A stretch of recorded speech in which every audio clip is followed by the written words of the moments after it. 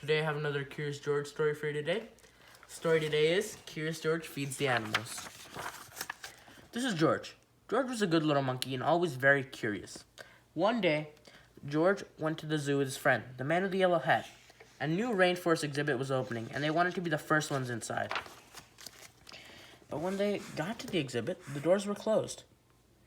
We have to come back later, George, said the man in the yellow hat. Why don't we visit the other animals while we wait? First, they stopped to watch a zookeeper feed the seals. When he tossed little fish in the air, the seals jumped up to catch them. They barked for more. It looked like fun to feed the animals. Would you like something to eat, George? Asked the man in the yellow hat, and he bought a snack for them to share. When they stopped to see the crocodiles, George remembered how the zookeeper had fed fish to the seals. He was curious. Would the crocodile do the same thing? Not a good idea. George tossed a treat, and the crocodile snapped it out of the air. Next, they visited the koalas. George thought the koalas were cute. Here was a friendly one. She was curious. She wanted to see what George was eating, so he held out his hand to share. George shared his treats with an elephant and a baby kangaroo. George was making lots of new friends at the zoo. The lion was already eating, but the hippopotamus tried the snack. Next, he gave a treat to an ostrich. Then George saw the giraffes. What fun to feed a giraffe! Giraffes usually have their heads up high in the trees, but George could see these giraffes would be easy to feed. But as soon as he held out his hand, a zookeeper came running. The zookeeper looked angry.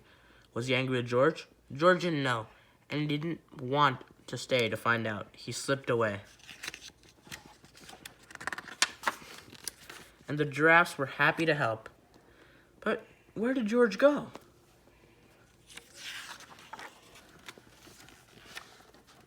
He was trying his best to hide, but little monkeys can't stay still for long. When George wiggled, the zookeeper was waiting. "I see you," he said. Just then, another zookeeper hurried by. "Come on," she yelled. "Someone saw the parrot." The first zookeeper led George to a bench. "The parrot from our new exhibit escaped, and I must help find it," he explained. He told George to wait for him there, and before he left, he said, "Don't you know you're not supposed to feed the animals? The wrong food might make them sick." George felt awful. He didn't know he wasn't supposed to feed the animals. He didn't want to make them sick. George was looking at the treat in his hand when all of a sudden, a big bird swooped down and snatched it right up.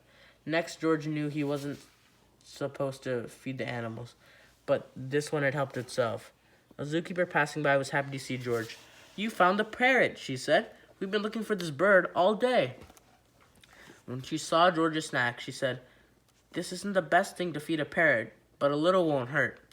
Would you like to help me put him back where he belongs?" George was glad to help after all the trouble he had caused, and together they went back to the exhibit. "There's our problem," the zookeeper said, pointing out a hole in the netting.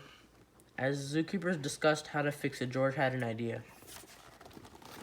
He climbed up like only a monkey can, and when he reached the hole, he tied the netting back together. Meanwhile, the first zookeeper returned. "Catch that naughty monkey," he yelled. "He was feeding the animals."